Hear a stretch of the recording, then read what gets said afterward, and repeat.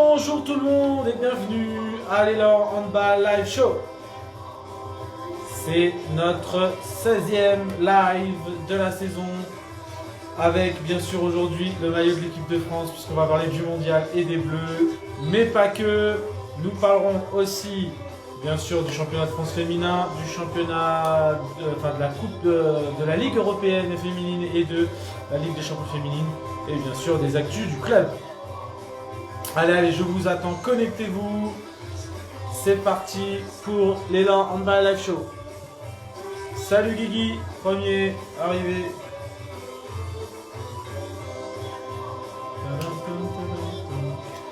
Plein de choses à vous dire, plein de choses à partager avec vous. Et actuellement, il y a des matchs en cours, donc je les regarde aussi en même temps que je fais ce live. Il y a Tunisie, Brésil là actuellement sur Beansport, mais j'ai aussi sous mes yeux Croatie, Angola et l'Angola, la surprenante, la Croatie je sais pas ce qu'ils ont, hein, mais la surprenante équipe d'Angola pour l'instant mène 10-9 contre la Croatie. Alors on va voir au niveau du banc comment ça va jouer je pense sur la deuxième mi-temps. Mais là c'est incroyable d'ailleurs.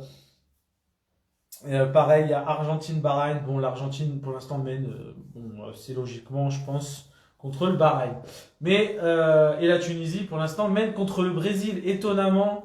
Un étonnant 18-13 pour le moment pour la Tunisie face au Brésil. Mais je vous tiens au courant tout au long du live sur les scores.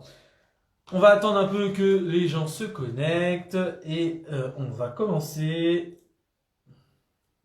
Et aujourd'hui, on commencera exceptionnellement pas par l'équipe de France et le mondial. On va commencer d'abord par les filles. Voilà, on commencera par les filles.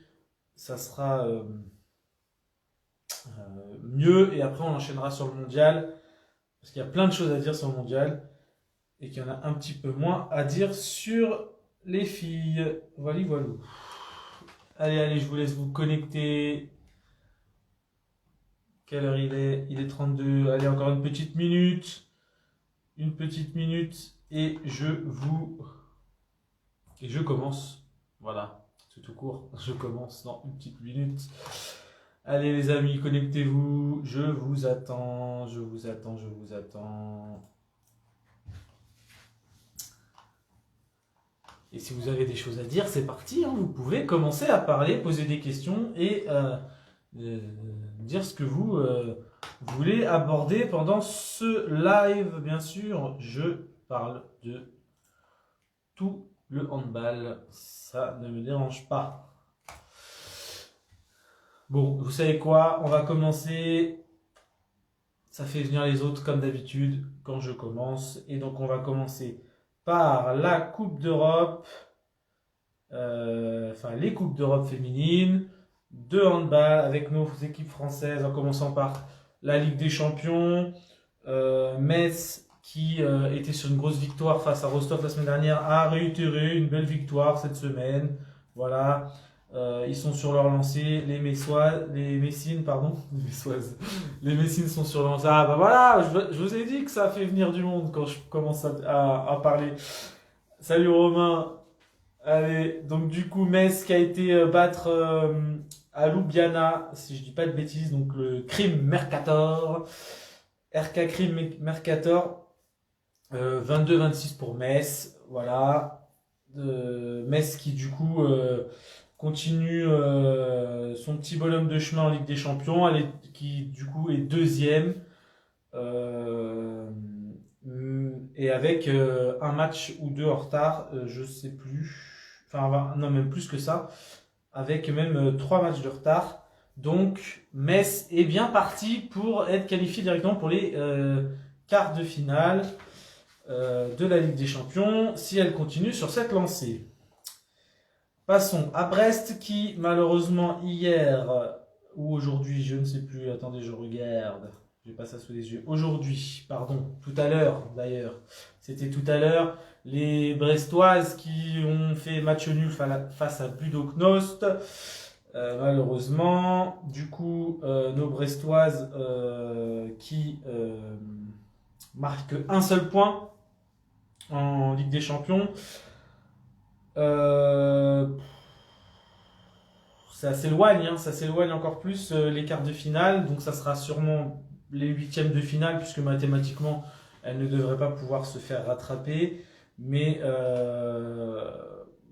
il reste quelques matchs. Moscou a gagné, je pense que Metz ira en huitième et pas en quart. Enfin, Brest, pardon. Mais du coup, bon, déjà, c'est pas mal. Salut Benjamin sur Facebook, je viens de voir. Et Karim ou Karambar Karim, on va parler du mondial, on va parler de l'Algérie, tout ça. Futur adversaire de l'équipe de France, probablement. Du coup, j'en étais où? Voilà, les Brestoises qui donc sont deuxièmes pour le moment, mais comme elles ont joué, quasiment tous les matchs, et elles en ont qu'un de retard. Moscou, eux, ils en ont trois. Elles vont sûrement passer devant, puisqu'elles vont jouer contre des équipes un peu plus faibles, à savoir le Prodravska Vegeta. Hein. Non, mais pardon, Brest n'a pas du tout de match de retard. C'est juste Moscou et Gior qui ont un match de retard. Et voilà, c'est ça. Et de même pour Moscou. Donc du coup, Brest, bon, qui va quand même se qualifier normalement pour les huitièmes de finale. Donc, on va voir nos deux équipes françaises qui devraient pouvoir continuer la compétition en Ligue des Champions féminine. Passons à la Ligue européenne avec Paris, Fleury-Loiret et Nantes. Nos trois équipes françaises en EHF League. Paris a reçu donc Herning qui avait gagné Herning son premier match. Paris avait gagné son premier match. Et Paris gagne contre Herning 26-23. Donc Paris prend la tête du classement face aux Danoises. Voilà. Donc de bon augure pour la suite. En espérant qu'elle continue sur cette lancée, les Parisiennes. Donc Paris 92, premier du classement de son groupe. Fleury-Loiret est en train actuellement de jouer. Donc je ne peux pas vous donner son résultat du match tout de suite. Actuellement, Fleury. Je vous donne le score actuellement. Il est où? Il est là. Pour l'instant, Fleury se fait démonter la tête. 20-10 contre Siofok, les Hongroises. Aïe aïe aïe, c'est mal parti pour gagner ce match. Fleury qui avait gagné son premier match, si je ne dis pas de bêtises. Mais malheureusement, ce deuxième match, il risque de se perdre. On verra à la fin du match. Si elle arrive à rattraper ses 10 buts, puisque comme on sait au handball, ce n'est jamais fini avant le coup de sifflet final. Et Nantes est allé a gagné à domicile, oui c'est ça, a gagné à domicile 35-26 contre le club turc de Kastamonu, je sais pas comment ça se dit, comme d'habitude. Donc Nantes a priori est deuxième du classement puisqu'ils avaient perdu leur premier match.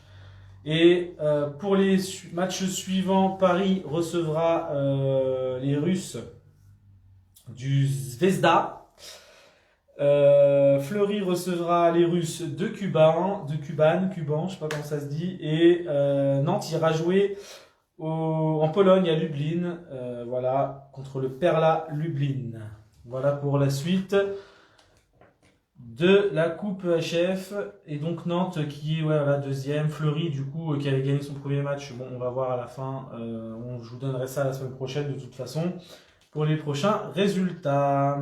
Passons à la Ligue Butagaz. La Ligue Butagaz qui s'est jouée encore une fois. Hourra, hip hip hip, hourra. Tous les matchs de la journée se sont joués. Avec la 11e journée donc. Et nos équipes en tête qui continuent leur petit bonhomme de chemin. Voilà. Brest qui gagne...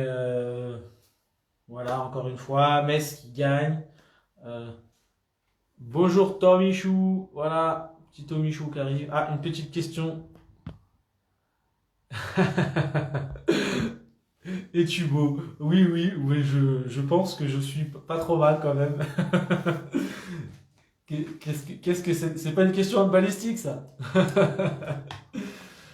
Alors, revenons à nos moutons, comme on dit, et surtout à nos handballeuses. Donc, Brest qui gagne 35-21 face à Dijon. D'ailleurs, j'ai regardé le match. Et c'était le premier match professionnel sportif à se faire filmer. Donc, c'était en direct sur Facebook. D'ailleurs, c'est super sympa d'avoir les matchs gratuitement sur Facebook, comme ça, c'est cool. Donc, c'est le premier match sportif professionnel filmé avec une caméra intelligente, avec une intelligence artificielle intégrée qui a filmé le match toute seule. Voilà, il n'y a pas eu d'intervention humaine sur la caméra. Et c'était vachement sympatoche. Et franchement, c'est pas dégueu, c'est pas dégueu. J'ai regardé tout le match. Je voulais tester cette fonctionnalité. Mais allez-y, un peu, tester les fonctionnalités, les amis. Hein. C'est les questions, c'est bien. C'est comme ça, je les ai je les vois, je vois qu'elles s'affichent, comme ça, je les loupe pas sur le fil des questions. Donc, du coup, Brest a battu Dijon 35-21 dans ce premier match exceptionnel avec une caméra intelligence artificielle.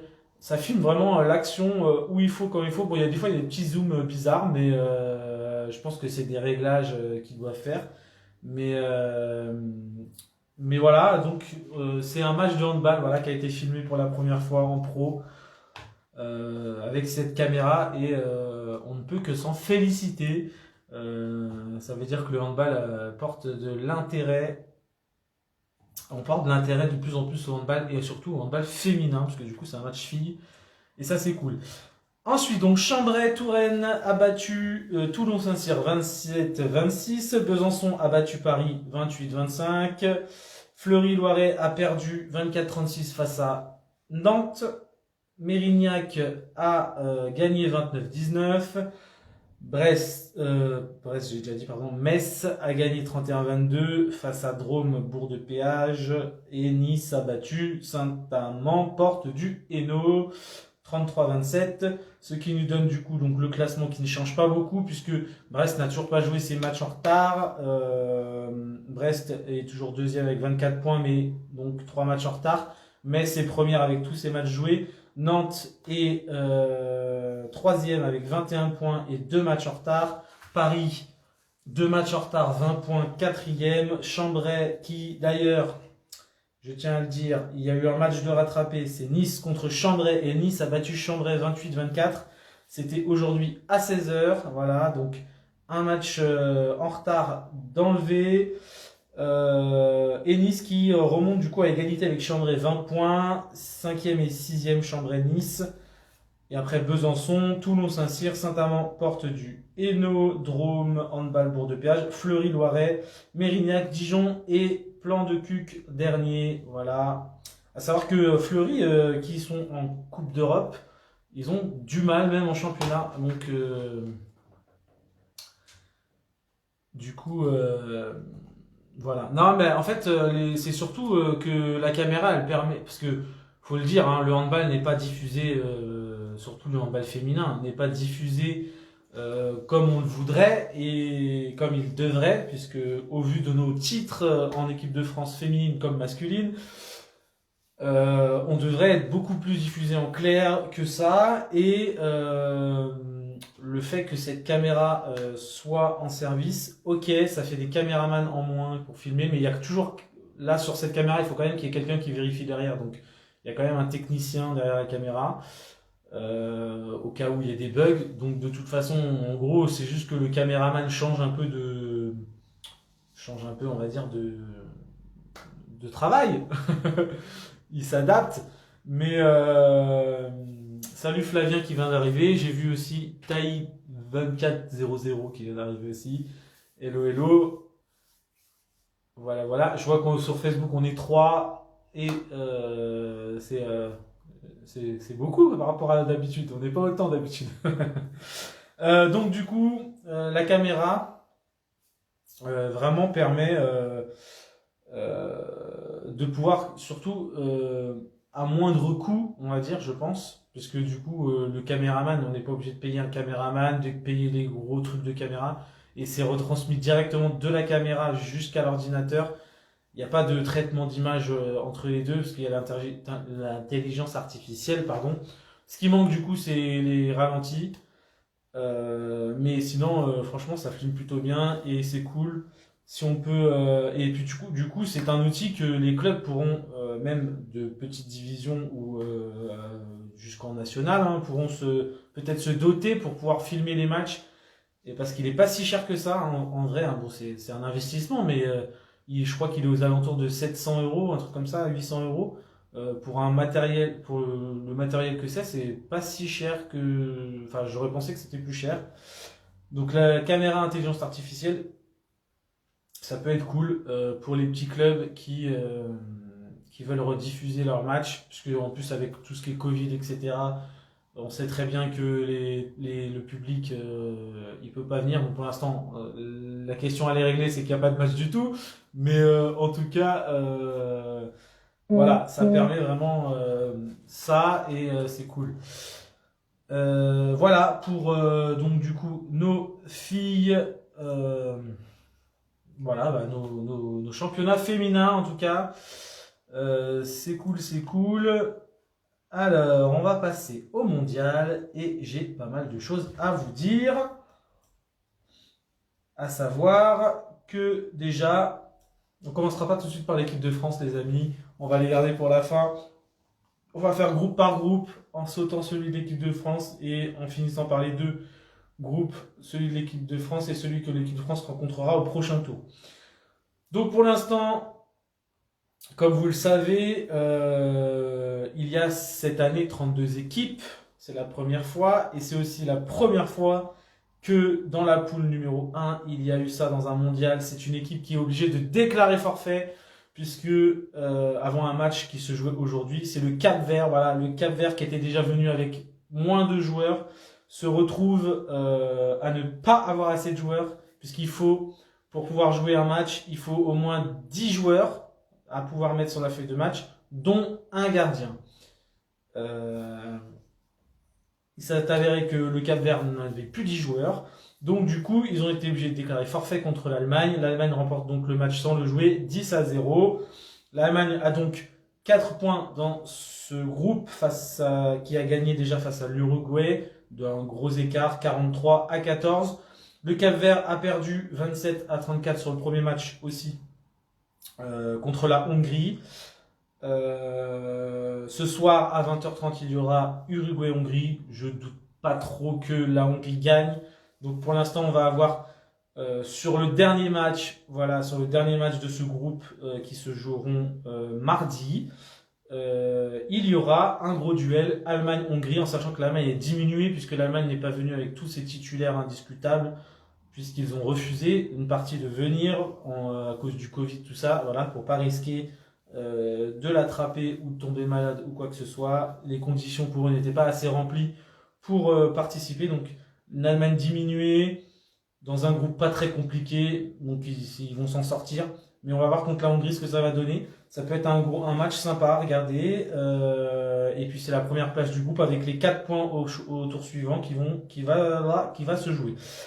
Donc ce groupe-là, le groupe A rencontrera le groupe B dans le tour principal. Le groupe B composé de la Pologne, de l'Espagne, du Brésil et de la Tunisie. Actuellement, donc, je vous ai dit que j'étais en train de regarder sur beIN Sport là, en direct, en même temps que je fais le live. Brésil-Tunisie. Attendez, je regarde un truc, voilà.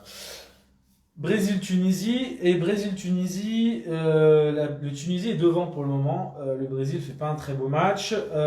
Mais ils ont fait un super match contre l'Espagne, puisque sur le premier match qui était avant-hier, ils ont fait match nul 29-29 face à l'Espagne. Donc le Brésil, c'est un adversaire assez costaud quand ils ont envie d'y mettre les ingrédients. Là, contre la Tunisie, ils n'ont pas mis tous les ingrédients.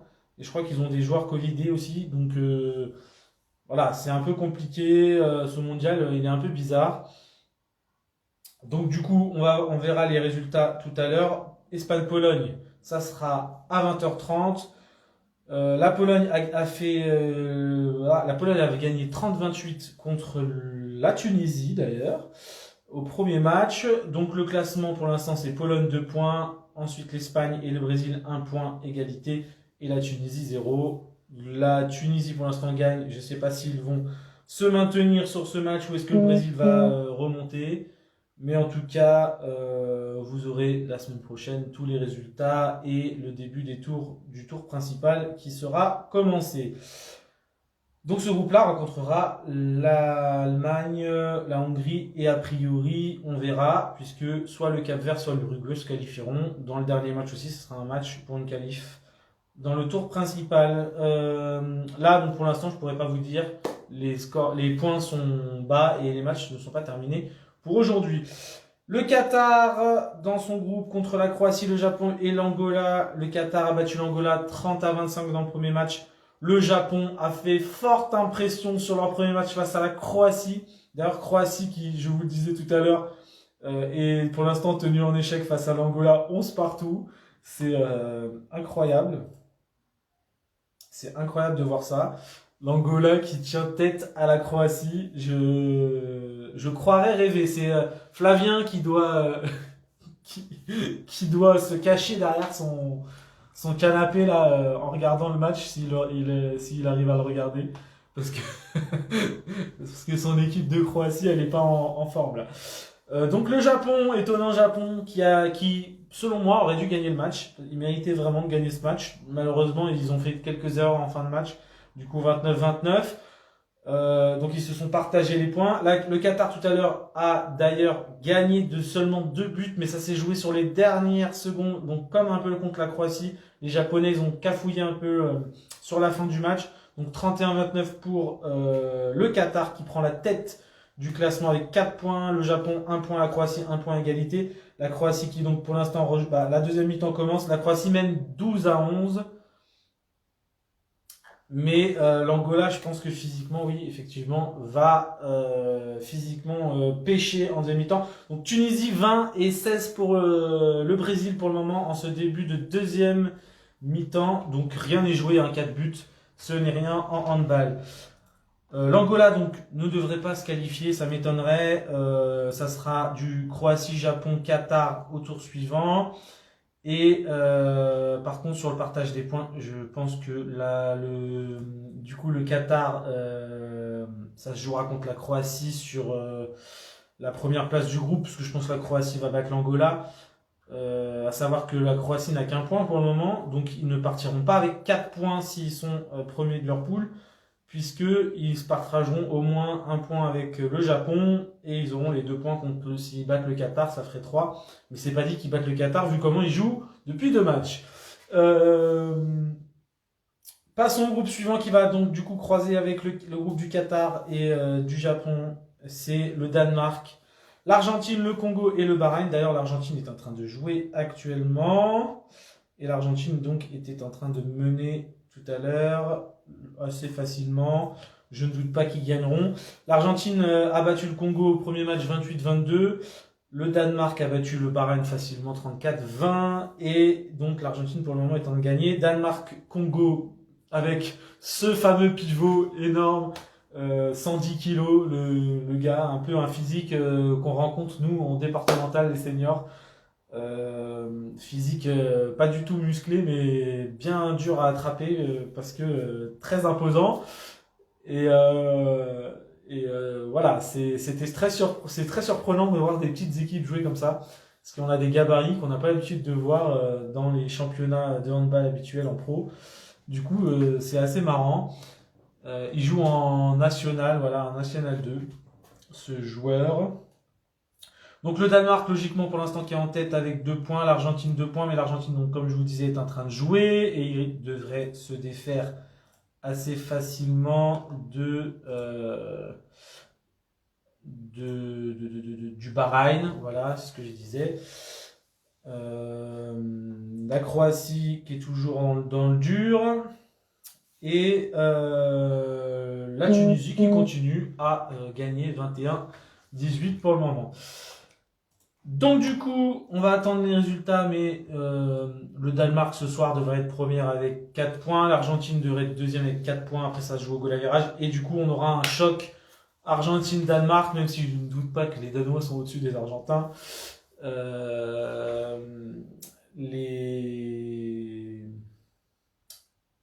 Voilà, du coup, et pareil, une qualification qui va se jouer entre le Congo et le Bahreïn pour le tour suivant. Donc il y a des beaux petits matchs en perspective sur le troisième match des tours préliminaires pour avoir la première place du groupe, les 4 points, ou pour avoir la qualif. Ça peut être sympa. Passons le groupe de la France et le groupe donc E et F. On les fera après. On passe au groupe G et H.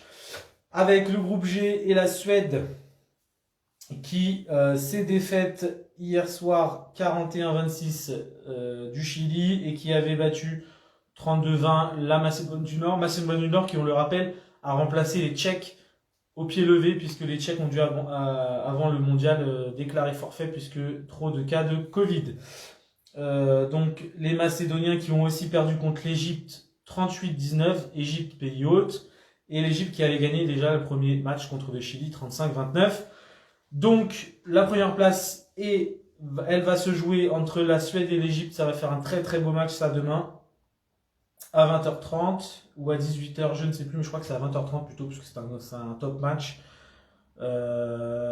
Du coup, la qualif et les 4 points pour le prochain tour vont se jouer sur ce match-là, en sachant que la Suède est aussi diminuée puisqu'elle a des blessés ou des joueurs Covid, je ne sais plus, ou des joueurs qui n'ont refusé de venir, je ne sais plus. Il y en a tellement dans tellement d'équipes que on ne sait plus.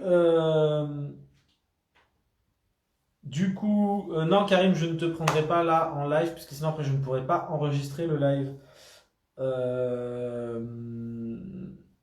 Du coup, je disais que la Suède est en tête 4 points, l'Égypte 4 points et le Chili-Macédoine, ça va jouer entre les deux pour la qualification voilà, au tour suivant. Et dans le dernier groupe, du coup, le groupe H, la Biélorussie a fait match nul contre la Russie et la Russie, elle, a battu la Slovénie. Slovénie qui avait battu c'est le carton du premier. La Biélorussie, du coup, qui a tenu tête 32-32 à la Russie au premier match. La Slovénie qui a explosé la Corée du Nord, même s'ils prennent quand même 29 buts, hein, la Slovénie, donc défensivement, 29 buts, c'est quand même beaucoup. Qui mettent 51 buts quand même. La Biélorussie qui ensuite bat la Corée 32-24, donc la Corée est éliminée, c'est assuré. Et la Russie qui bat la Slovénie 31-25.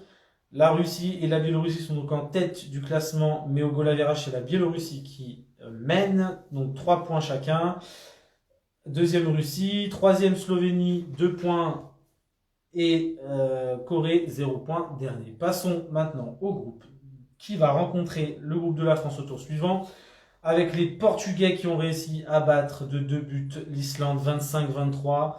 Portugais qui sont un peu une bête noire pour nos Français depuis l'Euro de l'année dernière, où ça avait été compliqué pour les Français. On avait perdu 2 buts. Et ensuite on avait perdu de 2 ou 3 buts, et on avait perdu ensuite de 2 buts contre la Norvège, qui a fait qu'on n'avait pas été qualifié pour la suite de la compétition. Là, nous, pour l'instant, on verra après, mais on est plutôt bien parti. Le Portugal, donc, qui a 4 points, 2 victoires, puisqu'ils ont battu le Maroc 33-20, assez largement. Ils se sont défaits des Islandais qui ont fait un récital, mais alors quand je vous dis un récital, voilà, il n'y a rien à dire sur leur prestation face à l'Algérie. Algérie qui avait gagné son premier match 24-23 avec 3 cartons rouges pour le Maroc dans ce match. Algérie qui a aussi pris un carton rouge contre l'Islande. Mais ils ont fait un match où normalement l'Algérie aurait dû mener assez largement. Algérie qui est d'ailleurs entraînée par Alain Porte, l'ancien sélectionneur des Bleus, avant que Krumbles reprenne sa place.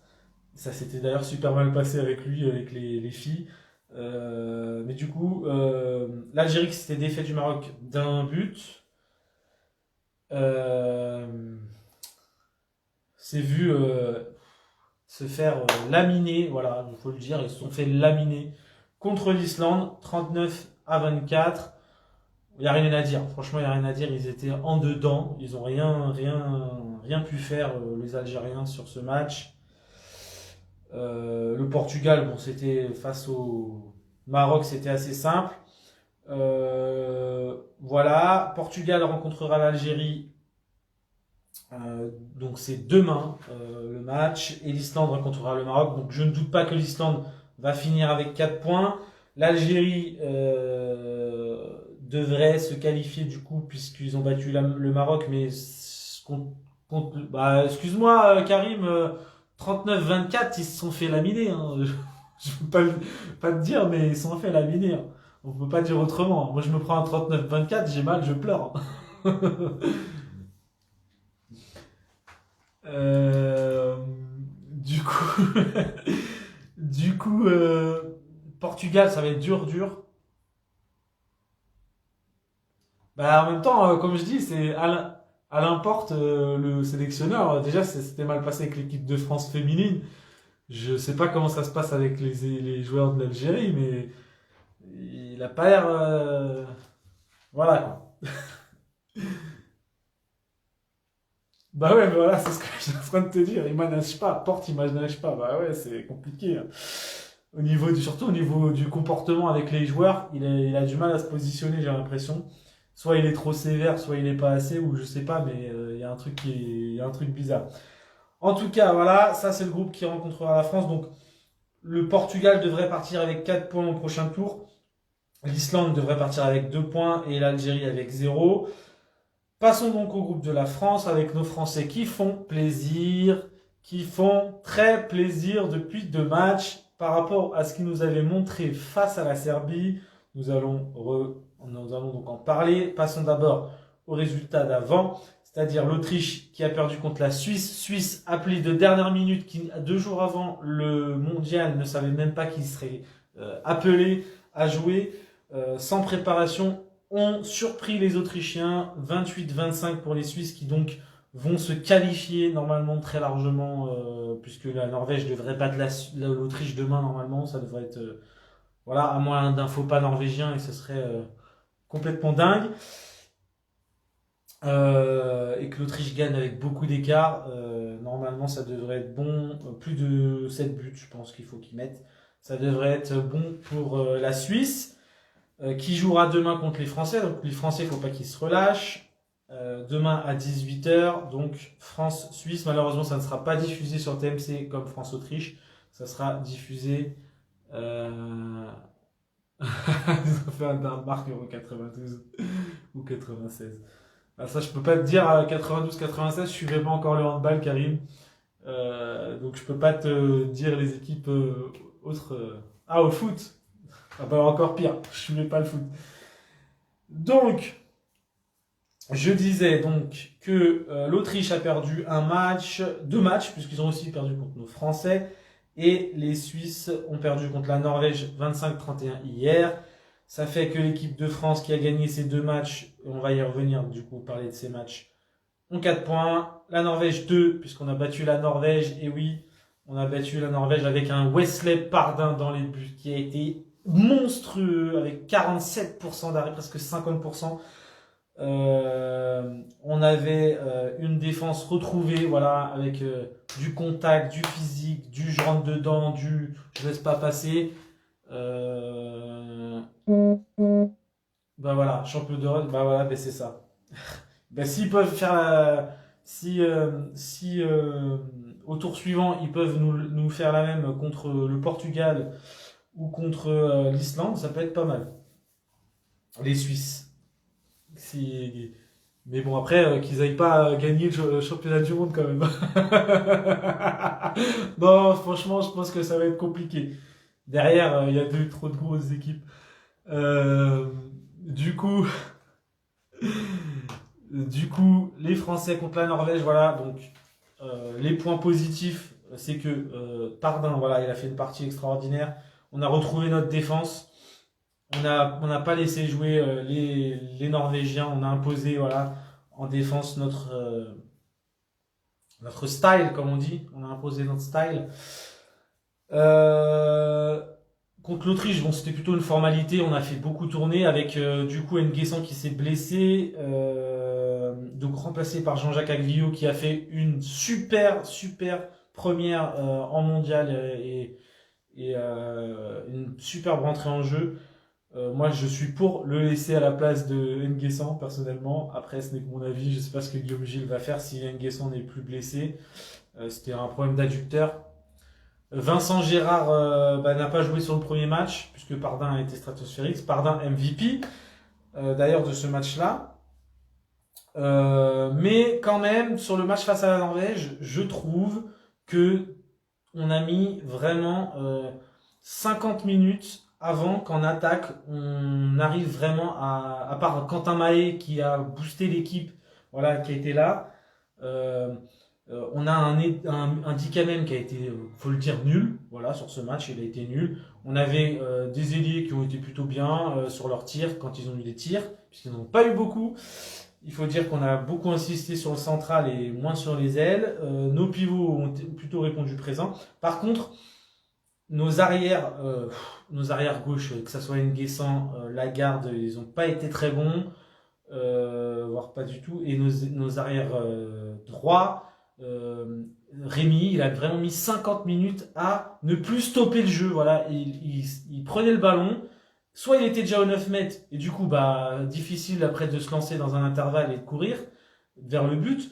Soit il arrivait un peu lancé, mais vraiment 3 petits pas mous, et il stoppait toute l'action à 9 mètres, alors que Quentin Mahé avait initié une augmentation de vitesse dans l'attaque pour commencer un enclenchement, et ça stoppait toute l'attaque. Donc du coup, entre les 10 dernières minutes et les 50 premières minutes, c'est pas du tout le même Nedine Rémi qui, après, à partir de la 50e minute, a fixé, lancé dans les intervalles, est arrivé fort, même s'il porte un peu trop le ballon par moment. Et pareil, contre l'Autriche, il a fait un bon match, voilà, et il s'est lancé et machin, même si par moment, il a ce défaut-là d'être un peu, je dirais, suffisant. Un peu feignant, quoi. On dirait qu'il est un peu feignant et qui veut pas se donner à fond, alors qu'il pourrait être stratosphérique, le mec. Il a des capacités monstrueuses. Sagosen, il met quand même 10 buts à l'équipe de France, hein, donc moins bien. C'est surtout le reste de l'équipe qui était moins bien. Du coup, au bout d'un moment, Sagosen, je pense qu'il peut pas. Merci. Valentin, je bouge un peu parce que je vois pas très bien les commentaires sur Facebook. J'ai Marco d'ailleurs que je te salue, Marco. Sur Facebook qui nous dit d'accord avec toi, N'Guessan et Dipanda remplaçant, je vote pareil. Dipanda il sert à rien, sortez-le, laissez Agvillo, mettez-nous Yanis Len pour avoir un ailier supplémentaire, et comme ça en plus Valentin Porte qui normalement préfère en plus jouer arrière droit, ça nous fait un arrière droit. Si les deux autres ils sont moins performants, ou si un des deux autres est moins performant, on peut mettre Valentin Porte. On a aussi Richardson qui peut jouer à droite. Donc, on a des solutions. Et voilà, N'Guessan trop inconstant en équipe de France comparé à Barcelone. Et voilà, effectivement, Rémi, par contre, il a fait des passes superbes, même des fois en étant arrêté. Mais ce qui prouve quand même que s'il se lançait, s'il faisait le boulot pendant tout le match, vraiment comme il a fait les 10 dernières minutes face à la Norvège, il serait mais monstrueux, il aurait des stats mais énormes. Et je trouve que des fois il est un peu feignant sur son jeu et qu'il va pas, il stoppe un peu les attaques, il freine un peu le jeu et il porte souvent beaucoup le ballon. D'ailleurs, c'est marrant parce que avec les seniors de l'équipe, on s'amuse à se commenter pendant les matchs, à s'envoyer des messages sur WhatsApp, et je dis un truc et juste après le commentateur il dit la même chose. Donc c'est ça qui est un peu drôle aussi. D'ailleurs, sur le match contre l'Autriche, par exemple, c'était Philippe Gardan, donc c'est pas n'importe qui dit Rémi, il porte un peu trop le ballon. Et juste avant, je venais de le dire, il freine beaucoup le jeu, alors que dès qu'il est lancé, il a une puissance, il a un truc, et il pourrait être monstrueux, mais je sais pas, on dirait qu'il, par moment, il s'en donne pas la peine, qu'il dit je vais y arriver facile, et du coup, des fois, on perd le ballon. Voilà, bon, ça c'était pour Rémi. Moi, je pense qu'il pourrait être 10 fois meilleur que ce qu'il est. Oui, voilà, c'est ça. Heureusement, Karim dit sur Instagram heureusement qu'il a la vista, effectivement. Par contre, dommage qu'on laisse pas clair demi avec Nicolas Tourna, ils se connaissent par cœur. Moi, moi, je t'avouerais que Claire, j'ai du mal. Moi, avec Nicolas Claire, j'ai du mal. Je sais qu'il est monstrueux avec Aix, comme il était plutôt avec Nantes aussi. Mais j'ai du mal, moi, en équipe de France, avec Nicolas Claire, sur les peu de matchs que j'ai, enfin, sur les matchs où on l'a vu, en tout cas, il n'a pas réussi à se transcender. Par contre, sur le match contre l'Autriche, et on voit qu'ils ont joué ensemble pendant longtemps. Lagarde, Tourna, ça a bien fonctionné. Pivot arrière, gauche. Euh, peut-être que Tourna clair, ça peut marcher, je sais pas. Euh, mais effectivement, si on fait un trio demi-centre Lagarde, Claire, Tournois avec le tournoi en pivot, ça peut être pas mal, hein. Claire, mais Claire, il a même pas de cheveux. Qu'est-ce que tu racontes, Karim? Bon, peut-être qu'il s'est laissé un peu pousser, mais il a pas beaucoup de cheveux, quoi. Voilà. Par contre, bon, Dipanda, moi je suis désolé. J'ai vu quelques photos ralenties, enfin sur des actions de Dipanda en défense face à l'Autriche. Il a pas pris 2 minutes, mais il y a une petite manchette magnifique. Enfin, c'est un boucher. Enfin, je sais même pas ce qu'il faut en équipe de France. Franchement, ça fait des années que je le dis, moi personnellement. Je ne peux pas avec Dipanda. Il a fait deux trois montées de balles, faut qu'il arrête. Il a perdu une fois le ballon, il a fait un tir pourri et sans conviction, sans rien. On a perdu deux fois la balle du coup. Franchement, a dit Panda, I don't know. C'est vrai que quitte à, quitte à mettre des gens sur le côté en remplaçant, je le mettrais bien aussi. Qu'est-ce que j'ai d'autre à dire? Nos pivots qui sont au rendez-vous, hein. Fabregas à 100% sur le dernier match, Tourna à 100% sur le dernier match, Karabatic aussi, je crois qu'il est à 100% sur ces deux matchs d'ailleurs, au niveau du tir. Valentin Porte, franchement, toujours rien à dire. Valentin Porte, irréprochable en équipe de France comme il fait à Montpellier, hein, il fait le boulot. Dès qu'il rentre, il s'investit, il est là, il fait les deuxièmes mi-temps en remplacement d'Abalo, mais enfin, il n'y a rien à dire, quoi. Valentin Porte. On peut pas lui reprocher grand chose, que ce soit défensivement ou offensivement. Il est là, il est à 100% sur les deux matchs. Il fait le taf. Voilà, c'est peut-être parce qu'il s'appelle Valentin. C'est une caractéristique handballistique qui fait gagner. Euh, et après, Hugo Desca, voilà, il a remplacé. Guigou qui a été un peu en échec hein, au tir, qui a deux tirs, enfin un péno et un tir facile. Et donc il y a Marc sur Facebook qui dit que Desca, Lagarde, Claire, Rémy, Porte, Tourna sur le set de départ pour le match contre la Suisse. Pourquoi pas, à voir. Et qui dans les cages? Parce que moi je voudrais bien parler des gardiens. Moi je pense qu'il faut qu'ils mettent Pardin en titulaire, personnellement. Gérard, ça ne fait que le transcender quand il est deuxième gardien parce qu'il se dit que, comme quand il y avait Thierry Omeyer, il était deuxième gardien et il a jamais été aussi bon que quand il était deuxième gardien avec Omeyer. Là, il était deuxième gardien puisqu'il n'a pas commencé contre la Norvège et on voit que ça l'a piqué au vif puisqu'il a été, bon, ça reste l'Autriche, hein, mais il a été bien meilleur. Il a été bien meilleur que ses deux sorties précédentes en équipe de France contre les Serbes. Pardon, lui, contre les Serbes, il avait été plutôt bon. Malheureusement, alors sur la deuxième mi-temps du premier match, il avait été bon. Sur le deuxième match, il est rentré dans les 5 dernières minutes de la première mi-temps. Il a été bon, mais il se prend un ballon. Du coup, il rentre plus. Et c'est Gérard qui a fait tout le match et il n'a pas été bon. Euh, et contre l'Autriche, je trouve quand même qu'il a un gros défaut, moi, sur les tirs de loin, Gérard. Il anticipe trop. Il est toujours enfin, il part sur la droite, tac, il part sur la droite. Le mec, il est même pas encore monté en haut, il n'a même pas encore enclenché le shoot, qu'il est déjà parti. Donc, enfin, après, le gars, il a plus qu'à mettre à l'autre côté, à l'autre poteau, et c'est but, quoi. Il anticipe trop Gérard sur les tirs de loin. Faudra voir contre. Salut Marco, bonne soirée à toi aussi. Allez les Bleus et à bientôt, j'espère, sur les terrains de handball. On espère rapidement qu'on puisse faire des petits matchs amicaux là, contre Val de Seine et que salut, salut. Il y en a qui arrivent maintenant sur le live, c'est bientôt fini. On est en train de parler de l'équipe de France. Voilà. Donc là, la Croatie, hein, comme je disais, voilà, ils se détachent en deuxième mi-temps, 22-16 pour eux. L'Argentine, j'ai plus le match, faut que je le relance. Et la Tunisie qui s'est fait dépasser. Et oui, le Brésil est passé devant 28-26, il reste 9 minutes. Euh, salut Adrien qui vient d'arriver. Les Français, je les trouve pas bons cette année. Bah, moi, je trouve que comparé au match contre la Serbie, il y a du mieux. Il va falloir qu'on voit contre d'autres équipes comment ils vont jouer. S'ils montent en puissance, ça devrait pouvoir être bon. Mais voilà, et leur surnom, c'est les bâtisseurs, a priori, donné par Thomas Vilches sur Bein quand il commente.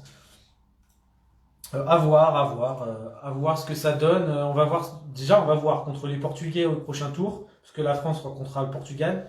Si on arrive à être au top contre les Portugais et contre l'Islande, normalement, quart de finale assuré. Contre l'Algérie, ça devrait être une formalité, donc c'est 2 points assez faciles. Euh, Non, j'ai pas dit que je voyais la Suisse champion du monde, hein. Karim, il dit n'importe quoi. Non, non, non, non. Je ne vois pas la Suisse championne du monde. Moi, je vois l'équipe de France. Je veux la septième étoile, là. Voilà. 7 joueurs sur le terrain pour 7 étoiles sur le maillot, ça serait parfait. Euh, En tout cas, voilà. Moi, les Français, je suis à fond derrière eux, même si j'arrive à être critique sur leurs prestations. Il y a du mieux, c'est pas encore ça. Oui, contre les Algériens, ça sera une formalité. Arrête, Karim. Faut pas rêver. Tu crois que les Algériens, ils vont taper l'équipe de France? Faut pas abuser non plus. Bon, on va pas se mentir quand même. Pour demain contre la Suisse, un pronostic contre la Suisse. Bon, je pense qu'on va faire tourner encore un peu. Je vois que l'équipe de France devrait gagner. Allez, ils vont pas aller chercher 1000 buts, je pense, d'écart. On va gagner de 5-6 buts, comme on, on va gagner de 5-6 buts contre la Suisse, je pense, l'équipe de France, voire peut-être plus, mais déjà 5-6 buts, je pense que ce serait pas mal. Comme contre l'Autriche, voilà, un petit match comme face à l'Autriche. Ça devrait être comme ça. Et après, il faudra se tourner surtout vers le Portugal et vers l'Islande. Ça va être 2 gros matchs. Le Portugal, l'année dernière, ils nous ont fait mal. Même s'ils sont, je crois, ils ont un de leurs joueurs en moins. Je sais plus, je crois. Ou un truc dans ce genre-là. Mais même, voilà, ils restent performants. Euh, on va voir, hein, de toute façon. Nous, on veut une équipe de France qui gagne. On veut une équipe de France en quart de finale. Et en quart de finale, du coup, l'équipe de France, si elle va en quart de finale, soit elle rencontrerait un deux groupes de l'Allemagne, donc Allemagne, Hongrie ou Cap-Vert ou Uruguay, mais bon, ça m'étonnerait. Donc Allemagne, Hongrie, et dans le groupe du Brésil, là, Brésil qui est en train de gagner à 7 minutes de la fin, 28-27, c'est serré. La Croatie qui se détache là contre l'Angola, 23-16, et j'arrive pas à avoir les résultats de l'Argentine, le match. Il veut pas. Je me fais un multiplex un peu partout là, sur mon ordi, sur ma télé. Euh, voilà, c'est. J'arrive pas à voir l'Argentine. Attendez, je vais regarder ça autrement. Donc l'Argentine, pour le moment, est en train de gagner. Ah non, l'Argentine s'est fait rattraper. Il y a même dépassé 21-20 pour le Bahreïn. C'est pas dit que l'Argentine gagne. Il reste 7 minutes. Match serré, c'est sympatoche comme match. Voilà, voilà. Vas-y, diffuse. Bah, tu vas sur internet, tu cherches streaming handball. Je devrais pas le faire, mais tu vas sur Live TV Sport. Il y a tous les matchs. Tu peux trouver n'importe quelle langue, n'importe quelle. Enfin, les comment dire, les streams sont en plusieurs langues différentes, souvent, et quand c'est diffusé sur Bein, ils sont diffusés les live Bein sont diffusés en streaming. Donc, je t'ai donné le. Oui, le Bahreïn. Le Bahreïn est en train de faire match nul là. Ils avaient 4 buts d'écart. Non, 2 buts d'écart à la mi-temps, pardon. Mais l'Argentine était passée un peu devant et là ils se sont fait rattraper. Donc le Bahreïn 21-21 à 6 minutes de la fin. Et 28-28 Tunisie-Brésil, gros match. Naturalisé. Non, je crois pas. Hein. Non, le Bahreïn, ils n'ont pas de naturalisé. C'est des joueurs. Après, peut-être naturalisés des pays aux alentours, mais pas en tout cas pas de européens, je crois pas. J'ai pas regardé la feuille de match. En tout cas, j'ai envie de dire allez les Bleus. J'ai envie de dire demain, prenons les 6 points pour en avoir 4 au prochain tour. Se faciliter la vie. On a 2 points normalement faciles à aller chercher. On va avoir 2 points ou 4 points à aller plus dur contre l'Islande et le Portugal. Le Brésil vient de marquer 29-28. Ça va être serré jusqu'à la fin. De toute façon, je vous donne tous les résultats la semaine prochaine. D'ailleurs, la semaine prochaine, ça sera le 24 janvier. Et qui dit 24 janvier dit mon anniversaire. Donc, on fera un live pour mon anniversaire aussi. Ça sera l'occasion de fêter, puisqu'on est couvre-feu. Je ne pourrai pas, et puis qu'on est interdit de rassemblement, tout ça, je ne pourrai pas pour le moment fêter mes 30 ans. Donc, ça sera en live avec vous la semaine prochaine. On fera. On fera péter le champagne, peut-être, je sais pas. Si l'équipe de France est presque en quart de finale, on fera péter une bouteille de champagne en direct. En tout cas, voilà, donc nos bleus bien partis et on espère que ça va continuer. Ça fait déjà 51 minutes qu'on est en live parce que j'ai beaucoup parlé du mondial, tout ça. On essaiera de faire un peu plus court la prochaine fois, mais c'était cool. Je vous fais des bisous, je vous dis allez les bleus, à la semaine prochaine et prenez soin de vous. Salut tout le monde.